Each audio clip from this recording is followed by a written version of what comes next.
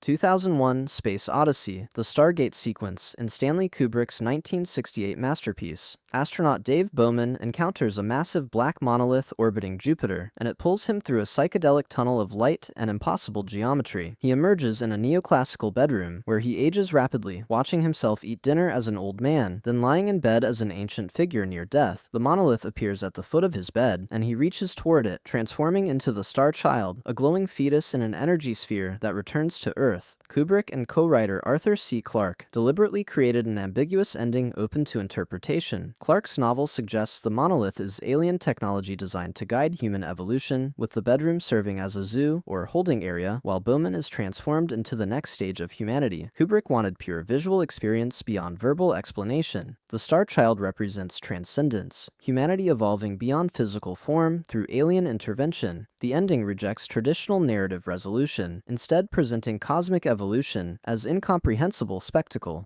Kubrick never fully explained his intentions, stating he wanted each viewer to find their own meaning. The ambiguity transformed what could have been standard science fiction into philosophical meditation on human destiny, consciousness, and our place in the universe. Over 50 years later, it remains one of cinema's most debated endings. Arrival. Louise Banks can see her entire life simultaneously. Denis Villeneuve's 2016 adaptation of Ted Chiang's Story of Your Life reveals that learning the alien heptapod language fundamentally changes how Louise perceives time. Throughout the film, what appear to be flashbacks to her daughter Hannah are actually flash-forwards to events that haven't happened yet. The heptapods perceive past, present, and future as one continuous experience, and their circular written language reflects this non-linear consciousness. By learning their language, Louise gains this ability, experiencing her life as a complete story rather than a sequence of moments. She sees Hannah being born, growing up, and dying from an incurable disease in her late teens. She sees her marriage to physicist Ian Donnelly falling apart after Hannah's death. She knows all of this before Hannah is conceived, yet chooses to have her anyway. The film's emotional core is Louise embracing both joy and inevitable loss as equally real and valuable. The ending shows Louise using her knowledge of the future to prevent war in the present, calling Chinese General Shang with information she'll receive from him at a party years later. Villeneuve explores whether foreknowledge eliminates choice or redefines it. If Louise experiences the future as memory, does she still choose, or is she simply remembering her choice? The film suggests love transcends time, making suffering meaningful when shared with those we love, even when we know exactly how much it will hurt. Under the Skin, the alien predator discovers she's prey. Jonathan Glazer's 2013 adaptation of Michelle Faber's novel follows an unnamed alien entity, played by Scarlett Johansson, hunting men in Scotland. She lures them to an abandoned house, where they're absorbed into a black liquid void. The alien wears human skin as a disguise, mimicking behavior without understanding it. Near the end, a man attempts to assault her in the woods, and during the struggle, her skin tears away, revealing the featureless black form underneath. He sets her on fire in horror and confusion. She stands burning, watching her human disguise peel away as she dies. The ending inverts the entire film. The alien who spent the runtime consuming humans discovers vulnerability and mortality. Her final moments show confusion and perhaps recognition that she was never truly human, despite wearing the costume. Glazer filmed much of the movie with hidden cameras and non-actors, making Johansson's interactions disturbingly authentic. The alien learns empathy through experiencing fear and pain, understanding her victim's terror in her final moments. The burning represents shedding false identity, revealing the creature beneath, but also suggests that beneath the alien form might be something searching for connection it couldn't achieve. Glazer offers no redemption or clear statement, only the image of something inhuman experiencing very human death, alone in the snow, consumed by fire, finally and permanently removed from the world it never understood. Brazil. Sam Lowry dies in his own mind. Terry Gilliam's 1985 dystopian satire ends with the most devastatingly dark conclusion in his filmography. Low-level bureaucrat Sam Lowry dreams of being a heroic figure rescuing the woman he loves from a nightmarish system. After a series of escalating disasters, Sam is captured by the Ministry of Information and strapped into a torture chair. His friend Jack Tuttle stages a spectacular rescue with explosions and gunfire, and Sam escapes with Jill to a peaceful countryside. They're finally free. Then, the film cuts back to the torture room. Sam sits in the chair, brain completely destroyed by torture, humming to himself with with a blissful smile. There was no rescue. Jack Tuttle never came. Sam has retreated entirely into fantasy, while his body remains trapped in the torture seat. Deputy Minister Helpman declares Sam's case a complete loss and leaves him there, beyond recovery. The countryside, the freedom, the happy ending all existed only in Sam's fractured mind, as his consciousness was systematically destroyed. Gilliam created an ending where totalitarianism achieves complete victory, erasing not just the body, but the self. Sam's smile is the most horrifying image in the film, representing total defeat disguised as triumph. The system didn't just kill him, it made him complicit in his own destruction.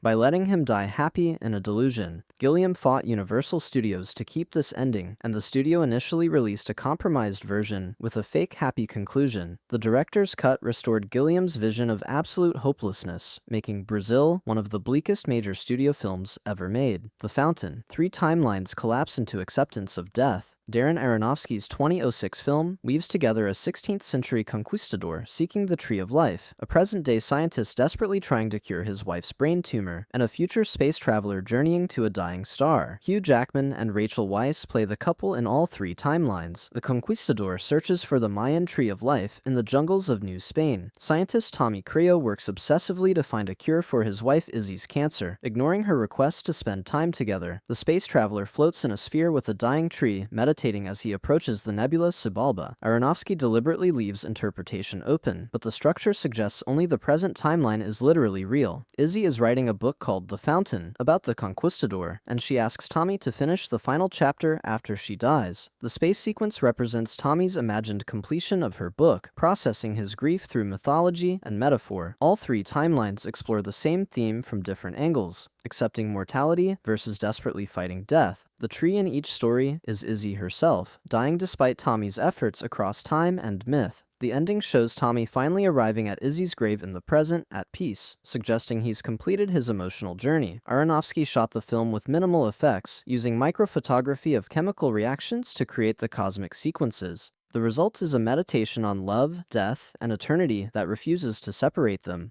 Tommy learns that accepting death is not giving up, but recognizing that everything that lives must end, and that limitation is what makes life precious. Quick note, if you're liking what you're watching, I post content like this regularly. Subscribing would be awesome. Coherence, M murders herself and takes her place. James Ward. Burkett's 2013 indie thriller follows 8 friends gathering for a dinner party. As a comet passes overhead, strange things begin happening. Power outages, phones breaking, people seeing themselves. The comet's passing has created a quantum decoherence event where multiple realities exist simultaneously in overlapping spaces. The house exists in several states at once, with different versions of the same people wandering between realities. As the night progresses, the friends discover that walking a certain distance brings them to houses containing other versions of themselves, making different choices. The group starts encountering alternate selves, some injured, some hostile. M discovers a reality where her other self is happier, more confident, in a better place in her relationship. Rather than return to her original reality, M decides to replace this better version of herself. She finds the house, attacks her alternate self with violence that's deliberately kept off-screen, and takes her place. The film ends with M sitting at a table with the alternate versions of her friends, trying to act normal as they notice small inconsistencies in her behavior. She's trapped in a reality that isn't hers, having committed what amounts to quantum murder to steal someone else's life. Burkett shot the film over 5 nights with no script, giving actors different information to create genuine confusion and paranoia. The ending transforms a science fiction premise into a moral horror story about desperation, identity, and the darkness of wanting someone else's life badly enough to kill for it. The final shot leaves M's fate uncertain, as the friends grow increasingly suspicious that something is wrong with her. Timecrimes. Hector becomes his own nightmare. Nacho Vigalando's 2007 Spanish thriller creates a perfect temporal loop with no exit. Middle-aged Hector spots a naked woman in the woods behind his house and investigates. A man in a pink bandage mask stabs him, and Hector flees to a nearby facility where a scientist convinces him to hide in an experimental time machine. Hector emerges 1 hour in the past and sees his earlier self. Trying to prevent the events he just experienced, Hector accidentally causes them. He becomes the masked attacker chasing his past self into the time machine, but the loop doesn't stop there. A second past Hector appears, creating a 3-Hector timeline where each version tries to fix problems while creating new ones. Hector's attempts to save a woman he accidentally injured lead to more violence and deception. The final revelation is devastating. The naked woman he saw at the beginning was his own wife, whom he arranged to be in that exact spot at that exact time, creating the inciting incident that started the entire loop. Hector has become trapped in a self-perpetuating cycle where every action he takes to escape or improve the situation only reinforces his imprisonment. Vigalondo structures the film so viewers experience the same events from 3 perspectives, revealing new information each iteration. The ending shows Hector has successfully covered up the chaos, but he's forever altered, having committed assault and deception to close a loop he himself created. The film suggests time travel doesn't allow heroism or correction, only the endless fulfillment of what already happened. With the traveler powerless to break free from predetermined actions they'll be compelled to complete. Enemy: Adam discovers the spider. Denis Villeneuve's 2013 adaptation of José Saramago's novel, The Double, ends with one of the most unsettling final shots in recent cinema. History professor Adam Bell discovers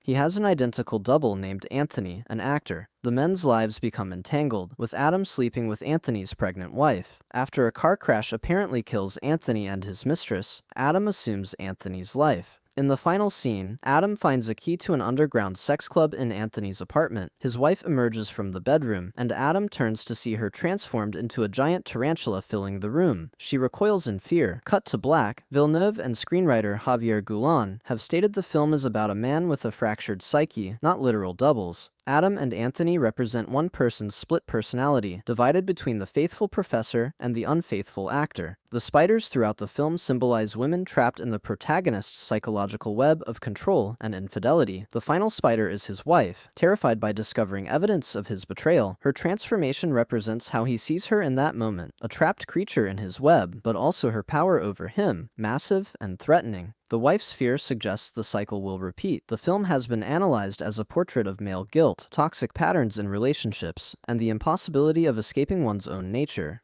Villeneuve deliberately obscures whether events are literal or psychological, leaving interpretation open. The spider image has become iconic precisely because it resists simple explanation, functioning as pure visual representation of relationship anxiety, control, and the monster we become when we betray those who trust us. Multiple viewings reveal new details supporting the psychological split theory, but Villeneuve's genius is creating an ending that works both literally and metaphorically. The Man from Earth. John Oldman is 14,000 years old. Richard Shankman's 2007 independent film unfolds entirely as a conversation in one location. Professor John Oldman is leaving his university position, and his colleagues gather at his cabin for a farewell. They ask why he's leaving after only 10 years, and John presents a hypothetical question. What if a Cro-Magnon man from the Paleolithic era survived to the present day? What would his life be like? The colleagues engage with this thought experiment, and John gradually reveals he's not speaking hypothetically. He is the immortal caveman. He's lived through every era of human history, meeting famous figures, witnessing major events, learning from direct experience over millennia. His colleagues, all academics in different fields, challenge him with historical, biological, and philosophical questions. John has answers for everything, displaying knowledge that seems impossible for one lifetime. The conversation builds to John's most shocking claim. He was once known as Jesus Christ. He studied Buddhism in India and returned to the Mediterranean teaching what he'd learned, but his message was misunderstood and mythologized after he left. One colleague, a devout Christian, is horrified by the revelation, while another, a psychologist, later suffers a fatal heart attack upon realizing John might be his immortal biological father. As everyone leaves, John retracts his story after the psychologist threatens to have him committed to a mental institution, claiming he fabricated everything. But small details and John's quiet grief over the death suggest he told the truth and is backtracking to protect himself and others.